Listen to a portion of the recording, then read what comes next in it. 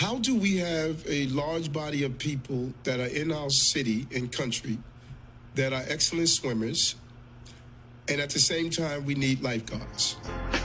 Ain't nothing changed, nothing new here to see. This ain't nothing but some political maneuvering. America! Welcome to the eulogy, eat it up.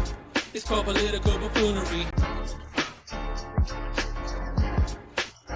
Hey there, everybody, and welcome to This Week in DUMBmocracy, where we showcase some of the dumbest newsmakers of the week. This one's a bit of a laugher, folks, so we're not going to get too serious on this one.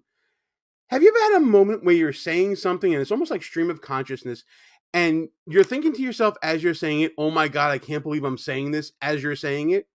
Well, I think the mayor of the People's Republic of New York City, Eric Adams, had one of those moments when he was discussing the lack of lifeguards, the shortage of lifeguards that the city has been having since the pandemic and what can be done to address that. And he started waxing poetically about the migrant crisis and how, he wishes he could have these migrants do that work because they're excellent swimmers. That's racist! Talk about a foot and mouth moment. We're going to show it to you guys and discuss it a little bit. And I'm going to explain why this might not be a one-off when it comes to Eric Adams. But before we get to all that, please subscribe to the channel, hit that notification bell so you don't miss any other shows. And if you like what you see and hear in this or any other video on the channel, be sure to smash that thumbs up button, like, comment, share the show with your friends, all that good stuff, because all that feeds the YouTube algorithm. Yes, it must feed. Thank you guys so much for all that you do in helping to grow the show. You know how much I really appreciate that. And if you're new to the channel, I'm glad you're here to see this video, but I'm also glad you're here because I have a very special announcement about something happening on the channel later on this week. As Bill O'Reilly once said, fuck it, let's do it live. We're going to do a live show Thursday night starting at 9 p.m. Eastern Time. It's going to be a rewatch of the New York 16 Democrat primary debate between Westchester County Executive George Lattimore, who's challenging Congressman Jamal Bowman. Now, those of you who've been watching the channel know we've been talking about Jamal Bowman for a good long while. He was one of the finalists for Buffoon of the Year. And this race is seen as sort of a bellwether for how Democrats should handle these issues between Israel and Hamas, all the protests going on at college campuses, pro-Palestinian rallies, anti-Semitism, and all of that. It's an interesting watch. It's certainly going to be a snarky debate. And I'm going to be on here breaking it down. We're going to have a few drinks, some laughs, some friends even. And we're going to have a lot of fun doing it. I hope you're able to join us this Thursday at 9 p.m. You'll also see announcements all over our social medias and, of course, in our YouTube community tab as well. That being said, let's go have some fun at the expense of Eric Adams. Like I said in the opener, Adams started waxing poetically about migrant workers when asked about the shortage of lifeguards available for city pools and city beaches as Memorial Day approaches, as the summer approaches. And now, Deep Thoughts by Jack Handy. Listen to this nonsense. If we had a migrant and asylum seeker plan that states those jobs that we are in high demand, we could expedite. How do we have a large body of people that are in our city and country that are excellent swimmers, and at the same time we need lifeguards? Did he just say what I thought he said? What? Wow, where is he getting this from? I mean, first we have Kathy Hochul talking about black children not knowing the meaning of the word computer, and now we have Eric Adams with a trope about migrants that are excellent swimmers. I guess because they can go across the Rio Grande that they're excellent swimmers. Maybe Hispanic or something? I don't know, but what is up with these New York liberals, these New York Democrats, with all these racist tropes all of a sudden? I think you're liberal, but you're not a racist. Believe it or not, this isn't the first time that Eric Adams has floated the idea of migrants working as lifeguards. I just now realized how bad of a pun that was. Eric Adams has been talking about migrants being employed as lifeguards since at least January of this year, when Kathy Hochul announced temporary work visas for migrants. And then also in an interview with CBS News in the end of April of this year as well. So this isn't the first time that he's put out this idea of migrants working as lifeguards as well as working in other areas.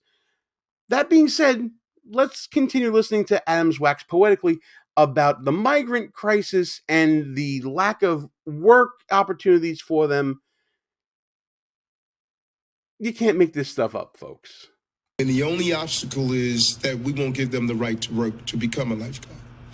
That just doesn't make sense. Why are you harping on this?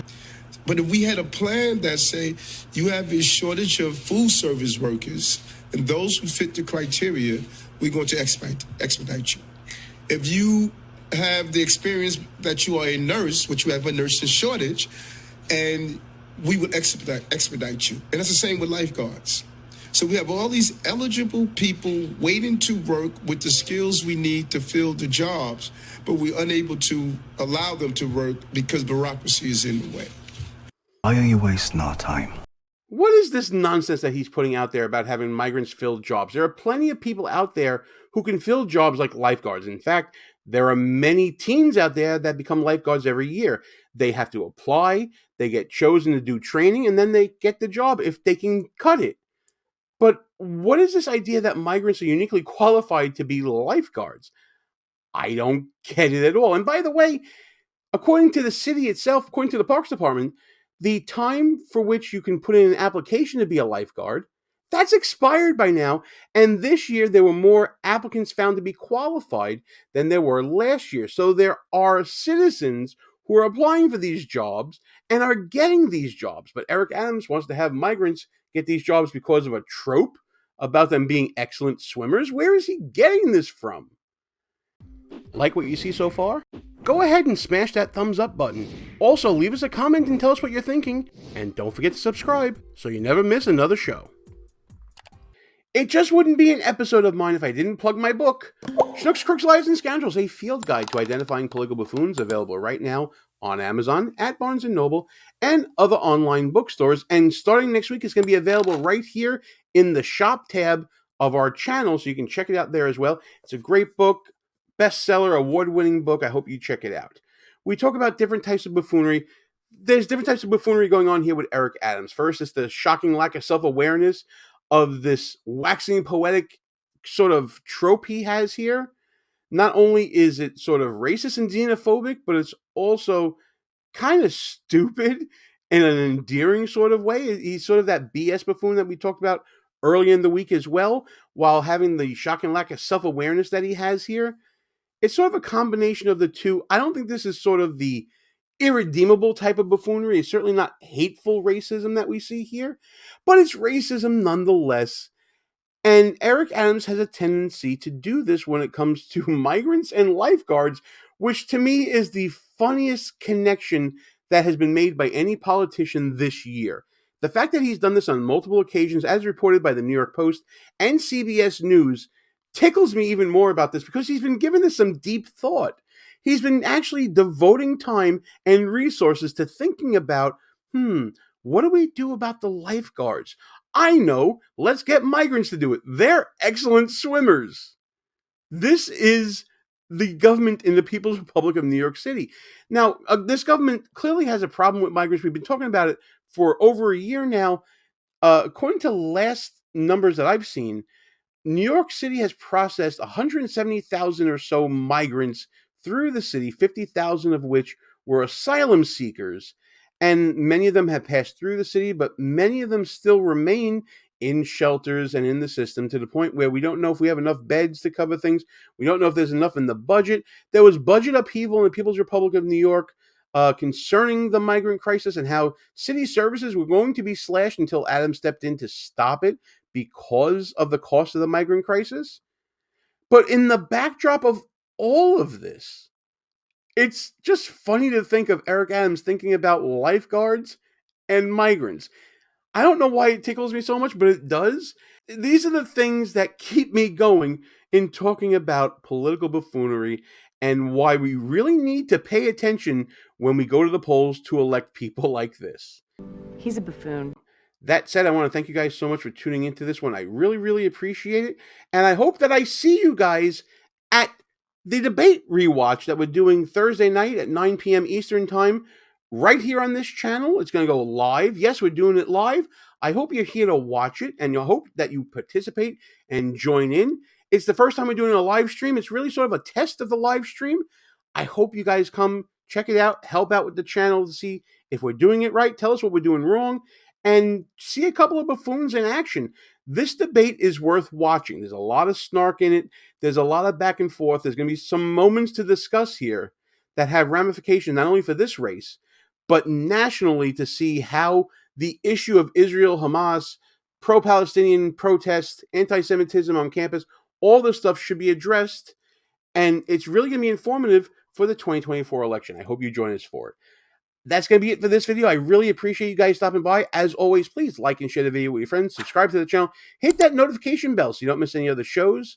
I really appreciate you guys stopping by. I'll see you in the comments talking about this and all the other shenanigans of buffoonery happening every day this week in DUMBmocracy.